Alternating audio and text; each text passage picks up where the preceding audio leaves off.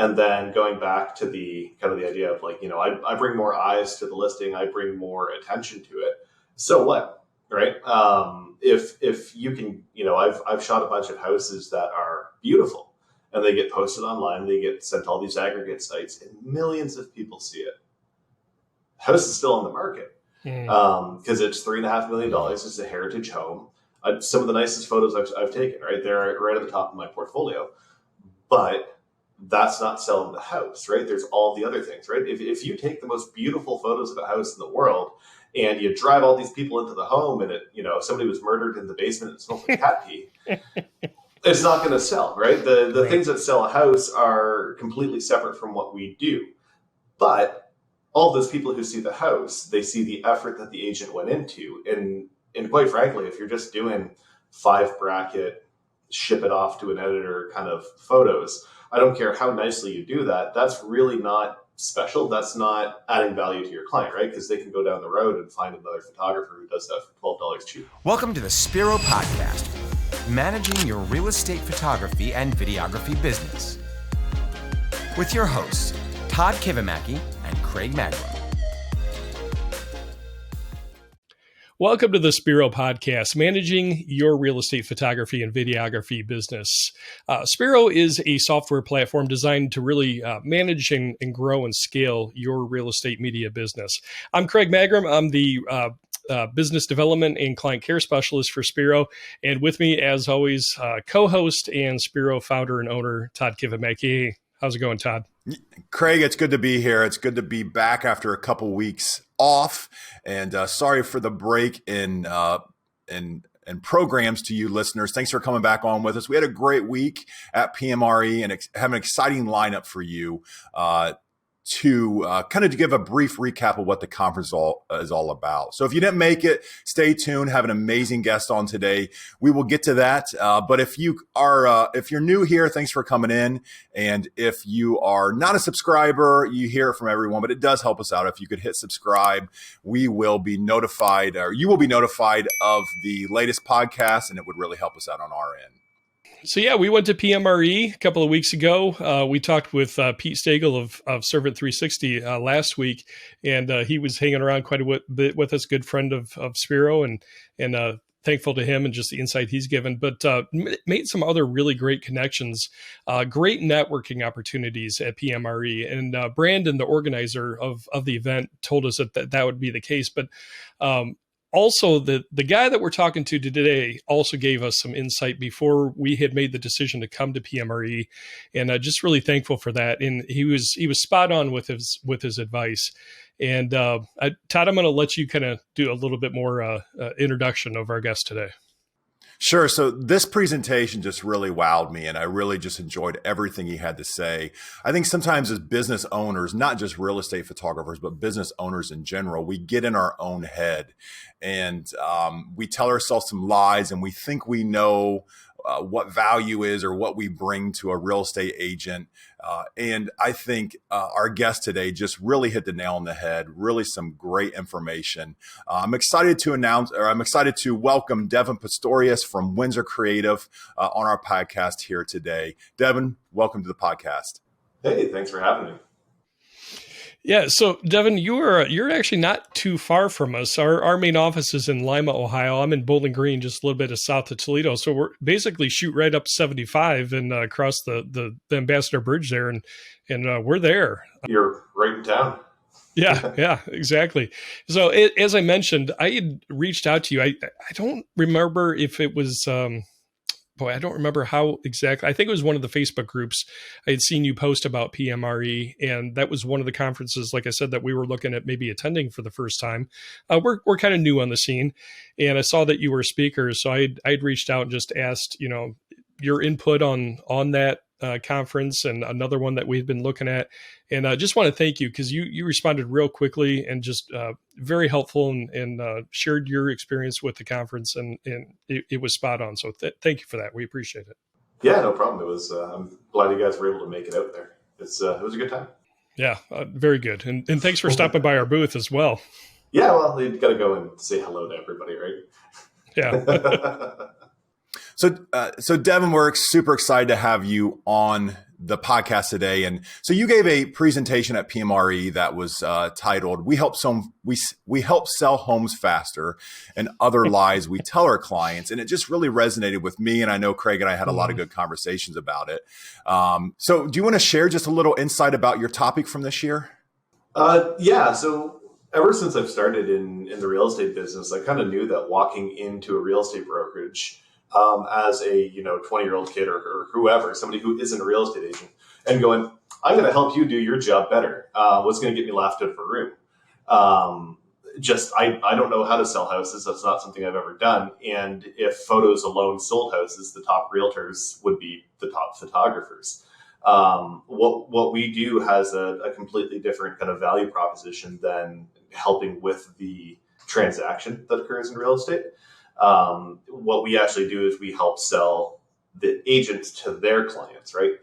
If we think of ourselves as advertisers, sure, we're helping to try to, market a house, but it's not the house itself that is where we're deriving our value from. So just kind of talking to the media creators in the room and seeing how they can not only change the conversation that they're having with their clients, but also increase the value of what they offer to their clients, right? Because if we tie the sale of what we do to the sale of the house, well, we're only going to make a certain percentage of the amount of money that agent can make on that house. But if we say, hey, we're going to get you potentially unlimited clients, it's never unlimited in real life, but if we can get you 5, 10, 20 more listings in a year or in 2 years or in 5 years, that's a lot more value to an agent than, hey, you helped me sell this house for $10,000 over ask, which 5% of 10,000 is not a ton of money. So that was in a nutshell, talking about that. We kind of went over a bunch of the stats, a lot of the math behind it, the way that I think about it, kind of asked the question of how can you, sell a $10,000 media package to an agent and actually make it make sense in their heads, and deliver that sort of value. Okay, so let me be the offended real estate photographer real quick at what you just said, Devon. So what we do it doesn't help sell houses. That's the premise here. And the photographer says, well, wait a minute, I shoot really good photography. It captures attention. It gets people to the property to walk them through. Geez, the National Association of Realtors says that my photography helps sell more houses. So, so where does this guy get off saying that? Not that I disagree, because I agree. To start off with that National Association of Real Estate Photography quote, what it is they say professional photos help sell houses X amount % faster. I forget the exact percentage because I ignore it. There's a couple problems with that. One, define professional photography, right? There's probably 50 different photographers in your market that say that they're a professional photographer, and that is a sliding scale of quality, a sliding scale of service, and really, I mean, again, what is professional? And so that's bad data, number one, and number two, they're not going for the confirmation bias or whatever, right? Because a nice house priced properly in a good neighborhood is more likely to be shot. And, the falling down shacks that sit down on the market for a year or whatever, usually agents aren't going to get photos of that. And then going back to the kind of the idea of I bring more eyes to the listing, I bring more attention to it. So what, right? If you can, I've shot a bunch of houses that are beautiful, and they get posted online, they get sent to all these aggregate sites, and millions of people see it. House is still on the market because it's $3.5 million. It's a heritage home. Some of the nicest photos I've taken, right? They're right at the top of my portfolio. But that's not selling the house, right? There's all the other things, right? If you take the most beautiful photos of a house in the world and you drive all these people into the home and somebody was murdered in the basement and it smells like cat pee, it's not going to sell, right? The things that sell a house are completely separate from what we do. But all those people who see the house, they see the effort that the agent went into. And quite frankly, if you're just doing 5 bracket, ship it off to an editor kind of photos, I don't care how nicely you do that. That's really not special. That's not adding value to your client, right? Because they can go down the road and find another photographer who does that for $12 cheaper. And then they go, you know what I mean? So like, I know even in our market, there's, several photographers, and unless you're a lunatic like me, you can't really tell who shot what, right? Like half my clients think that I shot one thing and they didn't, whatever. Right? There's not a lot of differentiation there. When you get into the higher end things, when you start using your creativity, when it actually starts being your style, that's when you can start adding additional value to your client. And again, flipping that conversation around. It's not the photos.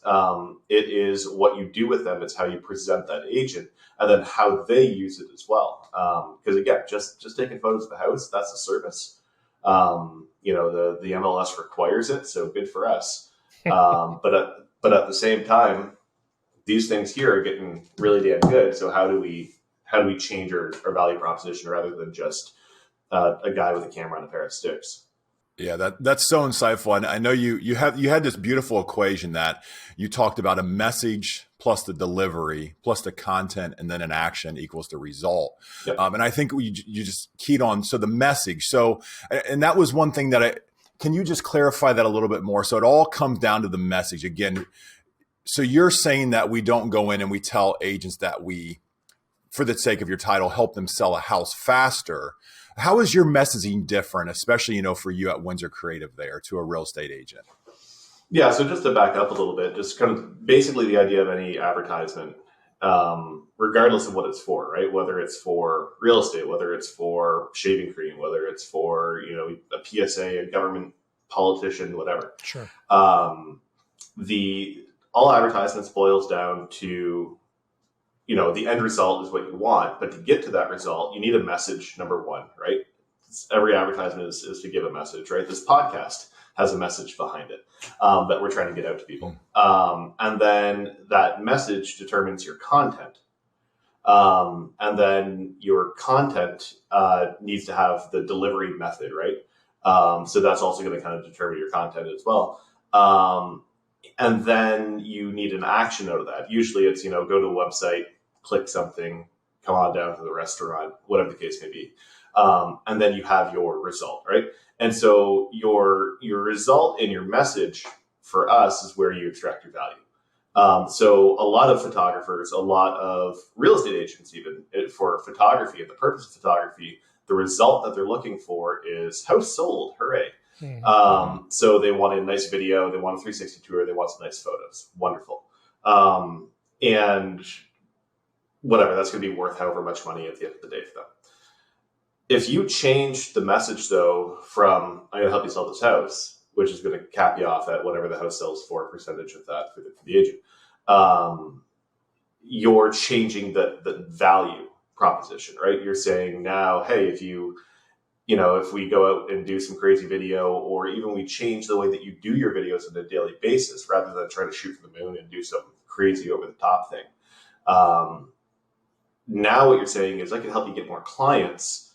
They might even spend more money on a listing than they're actually going to make. There's a really great example of a video. He's in Grand Rapids. So not too far from you guys. And he did this video of a house that was, I think they listed it at 250,000 or something like that. But what they did is they parodied Adele's Other Side. And the house, it was like a 2-story, it's almost like a house that you would draw as a kid, right? And so it had like the roof, and on that second story, there was a window and a window. And then below it, there's a door dead in the middle. And on each window, he recorded a close-up of an eyeball. And then for the mouth, he recorded the door, a mouth singing. And so it looked like the house had these two eyes, and they weren't recorded at the same time. So like one's blinking and looking this way, one's looking this way. And it's him singing in a fake falsetto, hello from the inside. Oh, man. And like they're bringing you through the house and stuff like that. And they talk about the home and whatever.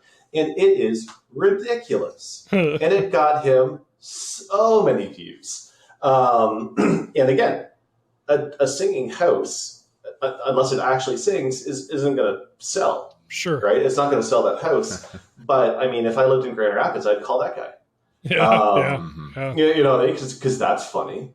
and look at the effort he's going to get attention on himself. One of the things I brought up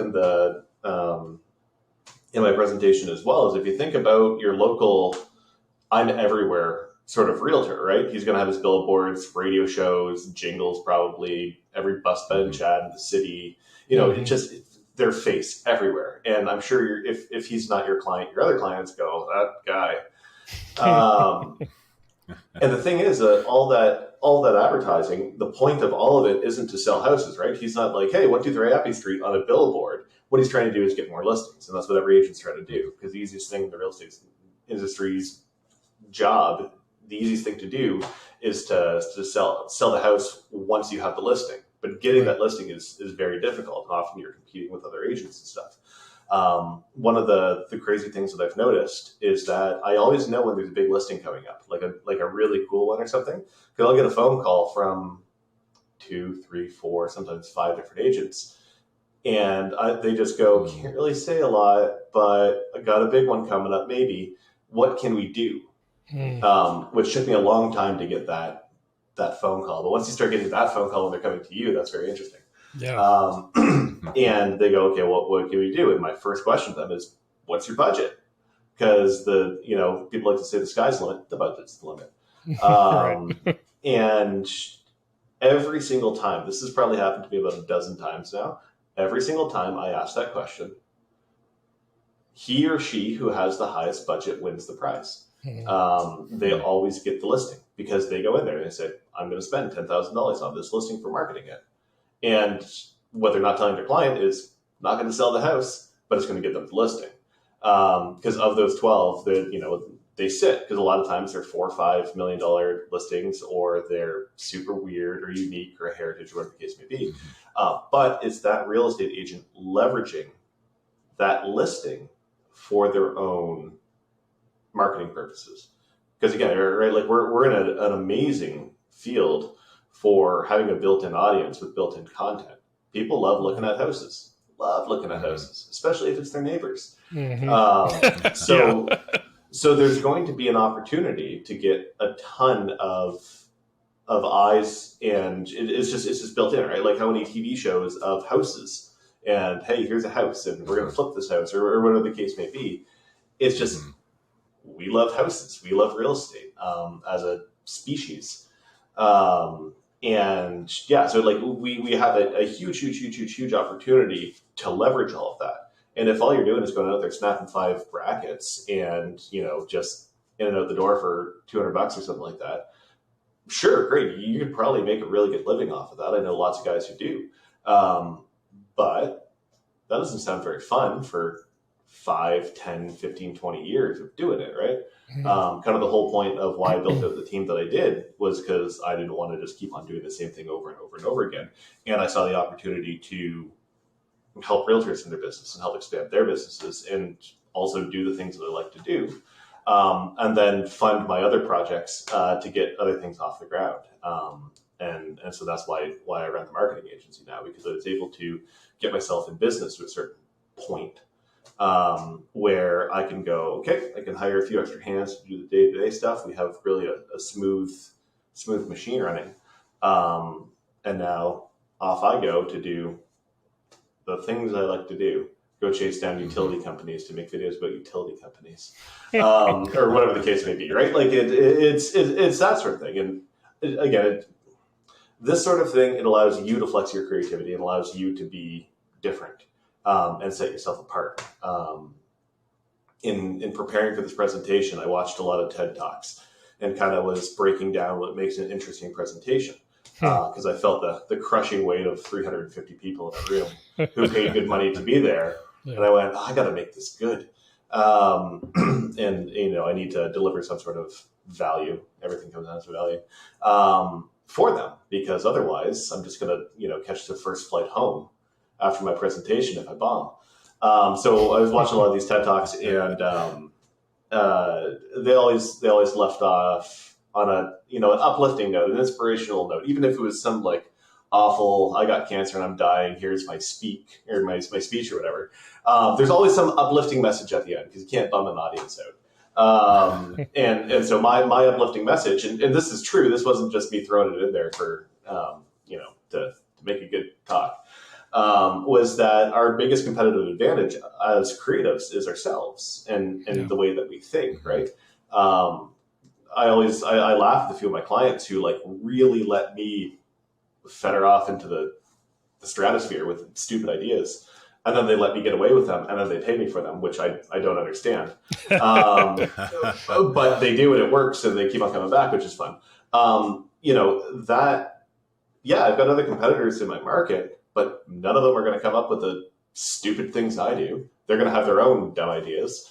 Maybe it'll work for them with certain clients, but, for me and my clients, they like whatever thing is going on up there for me. So, again, as creatives, we can weaponize that. We can use that in our business. And I mean, maybe it sounds a bit cynical to say weaponize or whatever, but we're all in this to put a roof over our head and, right. buy shiny things every once in a while. So that's, and I don't know too many people who get into photography because they want to run it just like a business, right?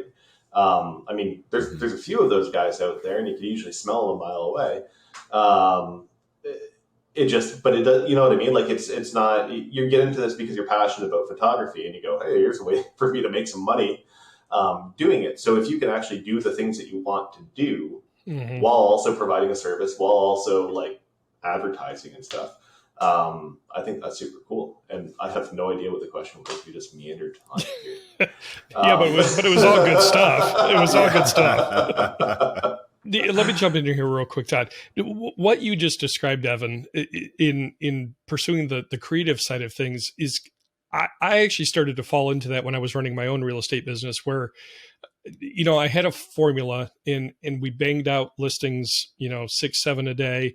And I did start to lose a little bit of that passion because it turned into a production job versus really positioning myself as a creative to really think through some fun creative ideas with my realtor. But when I did get that chance to kind of think through the listing and put together a plan and some ideas and sit down for coffee with the realtor, man, I came alive. So yeah, what you just described is on point.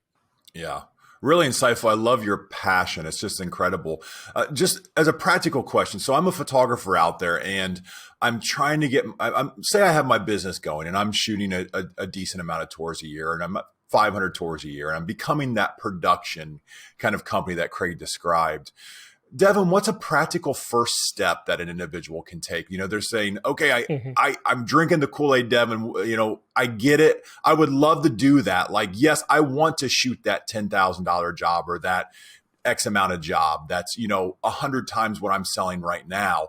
What's a good practical first step that an individual, do they need to find someone that's close to them, that they can pitch an idea, or how does just somebody start? I can only say what I've done. And I hope that would be repeatable for somebody. But again, basically what I did is it took years, right? It took years of building trust and just pushing the envelope a little bit more, pushing the envelope a little bit more. I didn't go from shooting, when I started, I was shooting $60 photos. I didn't go from $60 one day, $10,000 the next. Right? Like that wasn't what it was. It was incremental steps along the way, right? We started doing better photos. I got very heavy into kind of, we'll call it the architectural style. Doing magazine quality photos, doing that sort of thing. So, I was watching the Scott Hargises of the world. I was watching the Mike Kellys and all those guys. And learning how to shoot with flash and that sort of thing. So like, and practical stuff for a photographer, up your game, right? Get better. Don't just lean on the crutch of your editor in Vietnam or India or wherever, right? Because that has a hard cap of where it gets, right? Ambient light, there's only so much you can do with it. And sometimes you get really lucky if it's a beautiful home where the architect actually thought about where the sun's going to be in the sky and stuff like that. And that's incredible. But that's not what most houses are, right? That's not what most real estate is. It's in the realm of mortals. So you have houses that, all windows are facing north and south. Nothing you're going to do about that. And that sort of thing. So how do you manufacture light? That sort of thing. So as a photographer, if you're just a photographer, you have to up your game and start shooting higher quality photos and then charging for those. And then your clients are going to see those results, right? And again, maybe that's not in every house. The way that we position it, we have our day-to-day stuff. We have that Devon does things in a certain limited time span. And I go in there and I go, I got 3 hours in the house. I'm going to do the best I can in 3 hours. And usually it's night and day above our, turn and burn stuff. And then we have the, I'm going to blow your brains out with the price on this. And I'm going to spend 5 days in this home and we'll see in a month with the final project. Because we have that time. That doesn't happen a lot. But yeah, so it's just, so up your game and slowly start to update it, right? If you're charging $150 for photos, if you want to start doing this magazine stuff, get paid to practice, get paid more than what you're paying, but only charge $500. And it's going to take you God knows how many hours when you're first figuring it out, and you're going to be able to cobble together some better photos and whatnot. But that's your step, and then that agent trusts you. And then when somebody sees that one agent trusts you, you're going to have a better conversation to have with the next one. It's a snowball effect. Yep. If you're purely a photographer, you're not going to get to $10,000 with photos. You're just not, right? You'll get into thousands, but you need video to really elevate that production thing, right? I've never been able to talk to a realtor and be like, $10,000 for photos. This is going to be worth your while. I don't know. I don't even know if I could justify that in a real world. Right? Like that. I don't think that photos bring enough value to a real estate transaction. Right. Or a real estate agent. Whereas video, right? Video, that's what gets the shares. That's what all the platforms are sharing right now. That's what they're all pushing. You get a lot more creative with video than you can with photography. And I say this as a photographer, right? It's just unfortunately. So either figure out video and start figuring out that side of things, or just practice your ideas, right? Think about things. What would be a fun concept? What would just while you're driving, right? Because we all drive 100,000 miles a year. I'll use miles because probably primarily American. 160,000 kilometers for the metric folk. There you go. Think about things, right? And think about opportunities to use those ideas. A lot of the ideas that I've had and a lot of the big projects that we've done, I've been sitting on that concept for months, if not years. One of the most recent ones we did, it was a big historical house in town. And it was a one shot. We did a 3-minute one shot. Wow. Where we went through the entire house. We staged a party. There was things happening, every twist and turn and stuff like that. And it was awesome. It was really cool. But I didn't know what house it was going to be in, right? I didn't know when that opportunity was going to arise, but I had talked about it and I had thought about it and I went, okay, cool. This is how I would do it. And then just stick it up on the shelf and wait for the right moment. Or try to shoehorn it in somewhere that it doesn't belong just because you want to use the idea. Right. But this house, it really worked, right? Because the owner was not going to be game for a big high-end, funny thing. I like to go funny. But he was a serious guy. It was a serious house. But he liked to host. He liked to be the party guy. He liked to, have the events and stuff. He hosts all these events in it. It's really, really cool house. The owner's a really cool guy as well. And so I said, well, let's throw a party. Let's get 50 people in this house and hand them all drinks and block it out and do the thing. And it came out wonderfully. And that sort of thing. So again, when she called me, if I didn't have that idea kind of in the book, right, of reference, it might have been something else, and maybe it wasn't as good. But because I've thought about it for so long, there it is.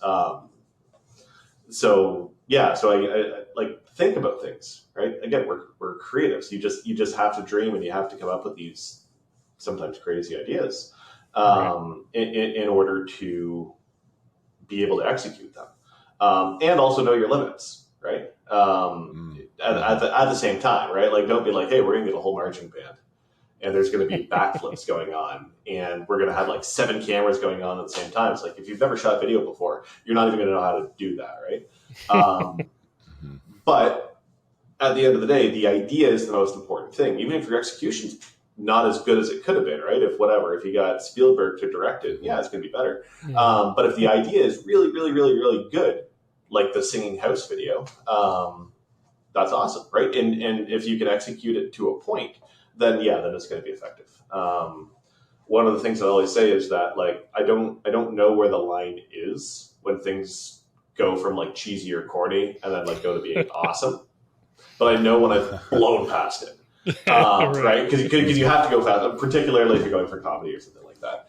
But to again circle back, as I do this, circle back to the question of like, what are the very tangible, practical things that you can do as a photographer is improve your skills, learn how to use lights, learn how to take your images to the next level when the opportunity presents itself. Build your trust with your agents, right? If you've been working with somebody for a long time and they've continued to trust you with their business, because that's what they're doing, right? They're saying, yes, you are going to be a representative of us. Then you have that trust factor built in and say, hey, I've got this crazy idea. Do projects that aren't specifically media related, or like listing media related, sorry. Right? So about the team videos or like just silly little advertisements and stuff like that. Again, going back to the guy in Grand Rapids there, he just did this goofy thing where they're like waiting for a review or whatever. It's like a 30-second thing and they were all very happy with it.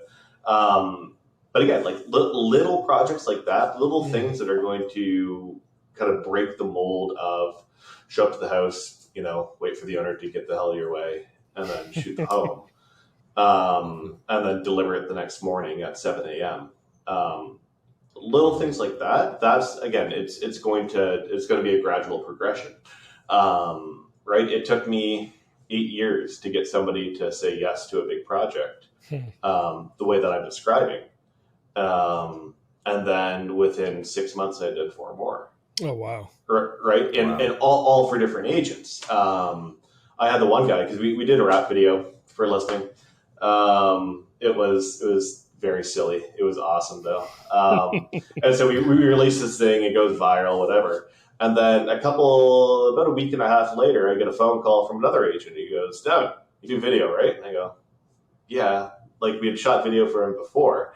And this is a guy that I was not expecting in a million years to call me about this sort of thing.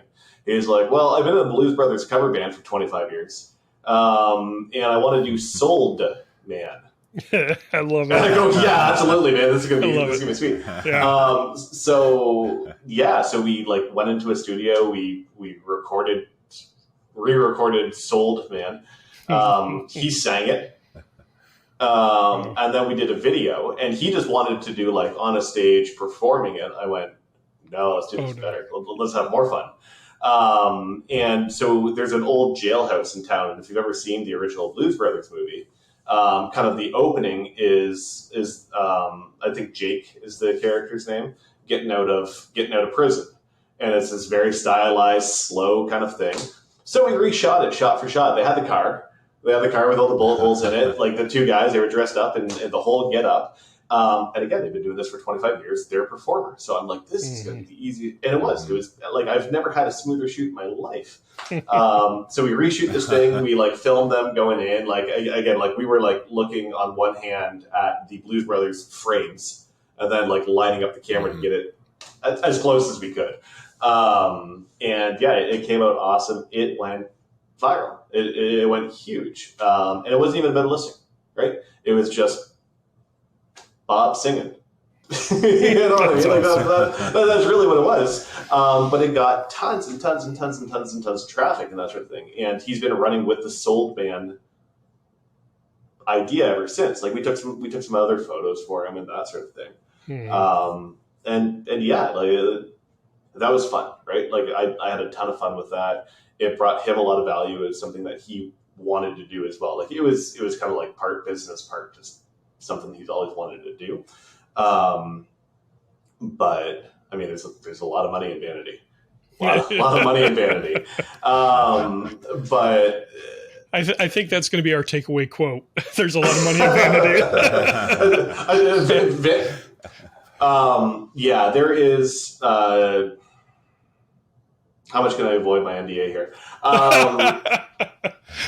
We are being paid a lot of money to digitally modify a person's face, going back in time.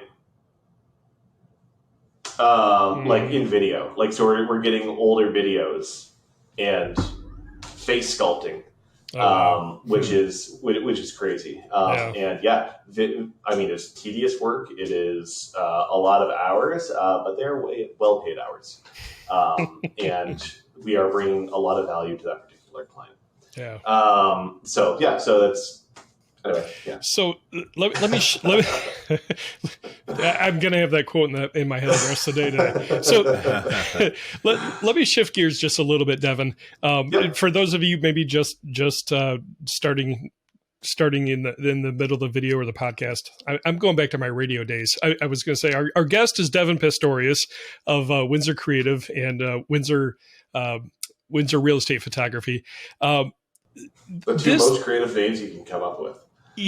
But it makes for good, very good SEO names. I was just going to say that it's great SEO. So on the Spiro podcast, we talk a lot about the business side of what we do in real estate photography and media, and great. It's good to go back to the creative side and kind of get excited about what we do again. But some of what you shared in your presentation. You got into some of the numbers and the statistics, and you talked a little bit about the costs on Facebook in the real estate industry and the cost of exposure. Can you share a little bit of that content? Yeah, I don't have the numbers with me. I didn't memorize them for the presentation. I had them up on a giant screen behind me, so it was easy to remember them. Yeah. But basically, kind of what my point was is that there is a value in exposure. Which is kind of funny because as photographers, people die of exposure when people ask us to do things. But there is a value in it, particularly for a real estate agent who is trying to get their name and their brand and that sort of stuff out there. Right? Facebook charges you to use their platform as an advertising platform. That's why Mark Zuckerberg is the bajillionaire that he is. So, every action on Facebook has a small monetary value if you were to ask Facebook to provide that for you, right? So clicks, impressions, conversions, actions, cost per action, cost per lead, that sort of thing. So impressions, if I'm not mistaken, it was like $14 or something like that for 1,000 impressions. So if you want to show your advertisement to 1,000 people, whether it's, 250 people 4 times or 1,000 individual people, whatever it is, to show up on a feed, to just be in the scrolling that's going on, costs about $14 roughly per impression. A cost per click is like $1 or something like that, $1.50, I think $1.80 if I remember correctly. And this is all in the real estate industry, right? Because in North America, in the real estate industry, if you have international listeners, it's going to change per demographic and location, that sort of thing. Sure. And then a cost per action, which is like sign up for an email list or actually click to a website or whatever. It's something like $16 to get somebody to make that action. Again, this is if you're saying I have a really bad advertisement that nobody wants to engage with, but I'm going to pay Facebook just to slam it in people's faces. But you can also go viral. You can get organic reach, right? And so if you're getting organic reach, because Facebook usually doesn't share content on a business page in particular more than 5% of the audience. So if you have 1,000 people, only 50 people are going to be able to look at it, unless you boost it, right? They're not in the business of giving you free advertising unless you have really good content, because really good content keeps you on the platform and so on and so forth. So there's a dollar value to this. And if you can create really good content that people want to see and people are going to watch and share and like and send to their friends and so on and so forth, Facebook's going to reward you for that and push it to more people, and more people are going to see it. And so now let's say that in my case, I was talking about the rap video in my presentation, and they spent $12,000 on the media with us on that platform. And through all the, in the Facebook generation, we'll call it, in the Facebook exposure. We generated somewhere between like $25,000 and $50,000 in value. Wow. Wow. And with the actual clients that they got, if they had sold houses and whatnot, it actually was like $70,000 of value that they were able to extract, if not more, potentially. And that was just on Facebook, right? Because we got 250,000 views across all platforms, and I was only focusing on the 110,000 views that we got on Facebook. So fantastic return on investment in a very short period of time. That was only over like 3 months. So again, that's not like dollars in their pocket, but that's dollars that they didn't spend, right? They spent $12,000 to get $20,000 to $50,000, somewhere in there, of value out of what we did. So even if they didn't sell the house, even if they didn't get another listing out of it, well, I mean, they wouldn't come back to me for more things like that, if usually. But I'm able to explain to them, look, I got you a great discount on Facebook advertising, or whatever. But that's what you can talk about, right? And again, they didn't pay Facebook that; they paid that to me. So there's a lot of value in eyeballs, and there's a lot of value in that exposure. Like I said in my presentation, you can get a lot of exposure on an agent, but if they smell weird and nobody hires them as an agent, that's not your fault, right? We can only go so far, right? To use a really stupid and crude example, I can be hired to make an amazing advertisement for turd sandwiches, but nobody is going to buy them. You know what I mean? Like, you can do something really cool, but at the end of the day, you are selling a product, and that is the agent. Your results may vary, is the very long way that I'm trying to say that. But doesn't matter if you're selling real estate agents or turd sandwiches or whatever the case may be. There is a value to that organic reach that you can get out of your content, and if you create something interesting, then you're going to be giving them a discount on Facebook ads at minimum. Well, I think that's so smart, because attribution is so difficult, right? In this day, like, how do you attribute that it was worth that? You know, it is a marketing product. So just one more question on that, just to make sure that our listeners and I'm understanding you correctly. So you have some industry stats as to what a view, impression, click through is worth. And then you created the rap video, and it went viral. So it got a huge, just an enormous amount of those views, impressions, and clicks.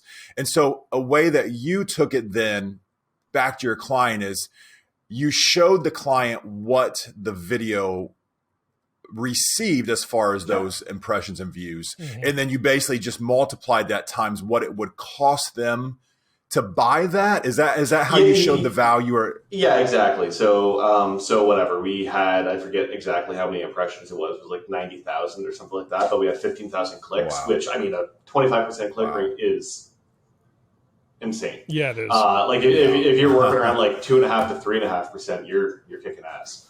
So we had like a 25% click rate. And I mean, just that alone, I could be like, hey, usually it's 3%. We got 25%. It's working. But I was able to take it to him and be like, listen, we got 110,000 people who watch this. So you're famous now. And also, if you wanted 100,000 people to see any ad of yours, it would have cost you X, Y, and Z. And if you wanted this much traffic to the website from another advertisement, it would have cost you a whole bundle more. And then, hey, you got like 6 leads off of this, 2 people who sold their houses.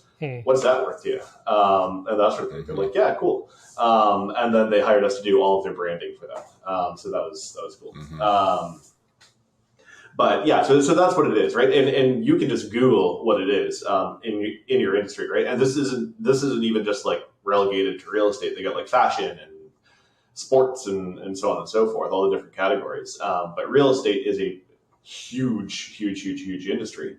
So there's a lot of stats on that, right? And again, you can get that for Europe, you can get that for Australia, you can get that for wherever. And yeah, you can just Google that. Again, you kind of have to like look at several sources, because a lot of times the stats are coming from like the aggregates, like the Hootsuites and the Agora Pulses and that sort of thing, like the social media platforms, or like social media management platforms. So they might be juicing their numbers a little bit. So even if you say, hey, even if you tell them that there's a range, it's like from the bare minimum all the way up to the top. And a lot of times I'll divide the lowest number by 2 and use that as my lowest number. It's like just to be like, listen, I'm not trying to be completely like, hey, we got you $1 million of advertising here. But yeah, there is math, there is stats, there is like, if you were to pay Facebook for this exact same amount of engagement, this exact same amount of reach, there is a dollar value for that. Right. And I mean, even if you want to go super basic for it, you can go use your little sliding scale on like just create an ad with that video.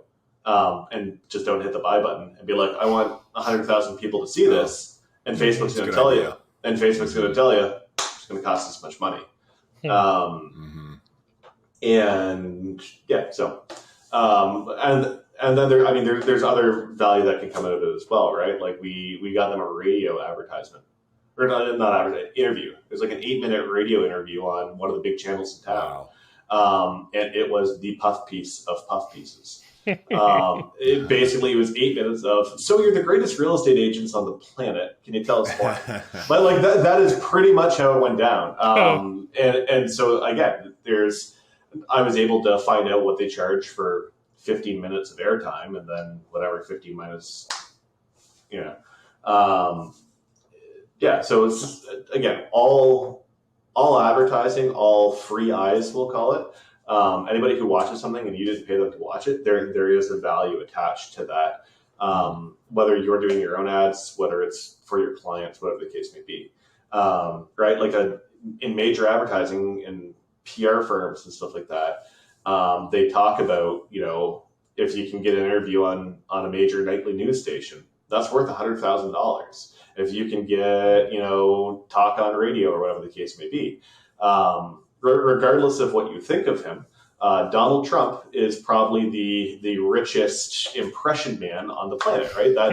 That dude lifts his finger and he can get every single news station talking about it. There's like infinite value in that. So much he got to be president. Right? So like, again, super extreme case, and not even talking about any of the other things surrounding that man. Right. He extracted value from getting coverage, getting eyeballs, getting ears, whether it was positive coverage, whether it was negative coverage, whatever the coverage was, they were talking about him. There's, right. All press is good press. Yeah. I was just going to quote that. Yeah. So to sum it all up, really your presentation at PMRE was really about the fact that we're not just photographers. We're really marketing consultants for our realtors. And that's the value that we bring to them. And it was just such a great presentation. And that's why we wanted to have you on the Spiro podcast to share that with our audience and just challenge each of us to just grow more and more and to look at ourselves as more than just photographers. We're not a commodity.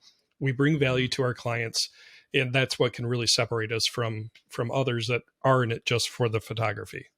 Yep, absolutely. Yeah. And unfortunately, not all your clients are going to understand that. True. So you find the ones who do understand that, and those are going to be the ones that you really are able to build a relationship with. And then you get to know them, right? And that's going back to that equation, getting to know them and what the message is that they need to present to the world. That's going to help you in creating that content for them to deliver that message and wind up at a result. There you go. Yeah. This is one definitely that you all are going to want to listen to again. I know I'm going to listen and reread my notes again. Just incredible stuff, Devon. If our listeners want to find out, where can they find you? How can they contact you if they have? They just want to see what you're doing. So you can find me on Instagram, DEVOPAST, the first 4 of my first and last. You can visit our website, windsorcreative.ca. And you can see some of the content there. We might be taking down the website kind of the next month or so. We're rebranding. It's going to be awesome. Fun. So, just a little plug, brand yourself. Very important. if you need help.